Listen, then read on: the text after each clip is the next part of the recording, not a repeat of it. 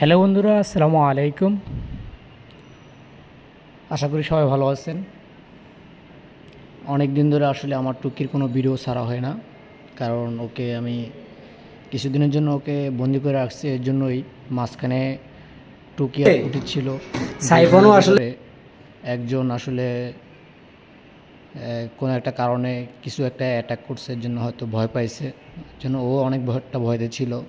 তো আস্তে আস্তে স্বাভাবিক হইতেছে।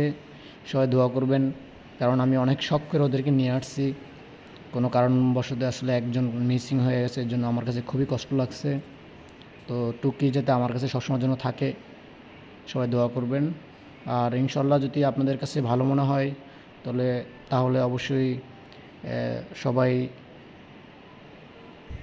আমার পাশে থাকবেন, যাতে আমি সুন্দর সুন্দর ভিডিও দিতে পারি। চেষ্টা করতেছি যে সবসময় আসলে পশু পাখিকে আমি অনেক ভালোবাসি, আর ওদেরকে নিয়ে আমি ভিডিও বানাই। হয়তো অনেকটা সময় সব কিছু স্থগিত ছিল, কারণ আমার সমস্যার কারণে। ইনশাল্লাহ আস্তে আস্তে আল্লাহ সব কিছু ঠিক করে দিচ্ছে। আল্লাহ সবসময় ন্যায়ের পক্ষে থাকে। সবাই দোয়া করবেন টুকির জন্য, টুকি যাতে সবসময় ভালো থাকে, সুস্থ থাকে। যেহেতু ও একটা প্রাণী, ওর কী সমস্যা সব কিছু তার ও বলতে পারে না। তো চেষ্টা করি সবসময় ওকে ভালো কিছু দেওয়ার জন্য।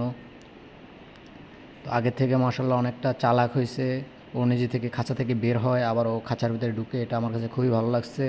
প্রথম প্রথম আসলে ও পালায়ে যেতে চেষ্টা করতো। তো এখনও পুরোপুরি অ্যাক্টিভ না, আমার কাছে আসতে চায় না, কারণ একটা ভয় পাইছে এর জন্য। তো আশা করি আস্তে আস্তে আসবে, যেহেতু একবারই।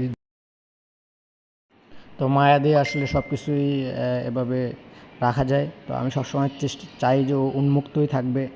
তো কোনো একটা কারণে আসলে ও ভয় ভয় পাইছে, এর জন্য আমি এইটা চিন্তা ভাবনা করছি কিছুদিন ওকে একটু বন্দি করে রাখি, ওর মনটা ঠিক হয়ে যাবে।